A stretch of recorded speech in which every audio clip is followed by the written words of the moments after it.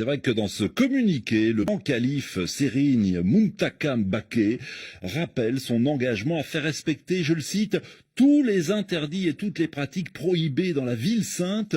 Bonjour Guillaume Thibault.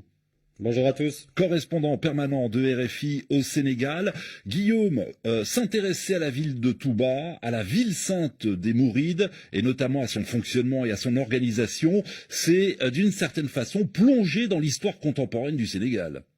Exactement, dans une grande part de cette histoire. Touba, cette ville a été fondée en 1888 par Cheikh Ahmadou Bamba, le père du mouridisme. Il a été longtemps en conflit, en lutte contre le colon français. Il a notamment été envoyé en exil au Gabon en 1895, puis en Mauritanie. Au final, la France a d'une certaine façon fini par céder en lui accordant un droit, celui de s'installer officiellement là où il le voulait, à Touba. Ce droit lui a permis de fonder une mosquée, une école coranique et ses habitations.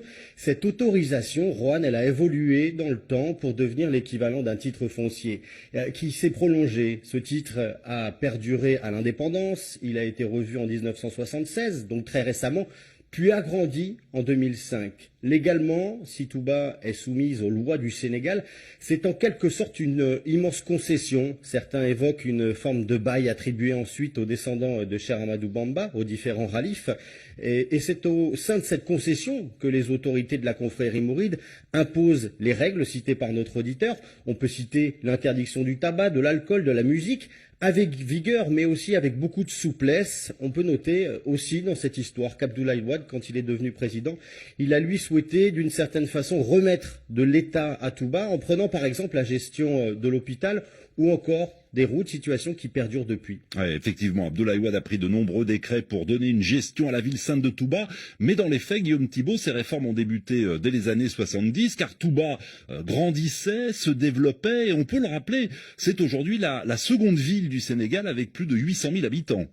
D'où l'importance de lui permettre une bonne gestion, une gestion appuyée par l'État. Entre 75 et 80, un premier calife a demandé l'appui de l'État pour nettoyer la ville tout simplement, puis ensuite pour la sécuriser. Pourquoi ?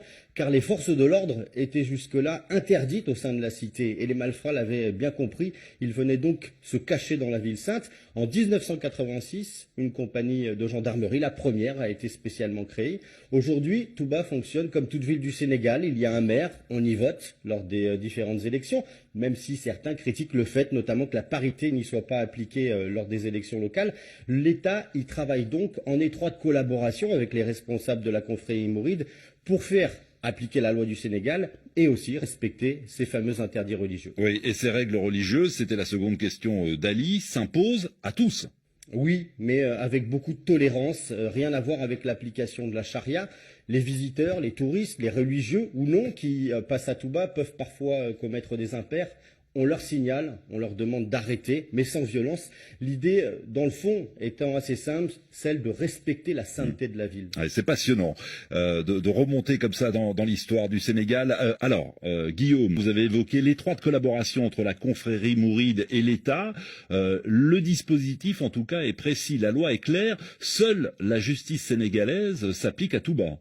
On parle de surveillance hybride pour Touba. La confrérie mouride s'appuie sur les chefs de quartier, parfois sur la dénonciation, et sur des équipes qui effectuent des rondes dans les rues, notamment l'organisation Safinatou Aman.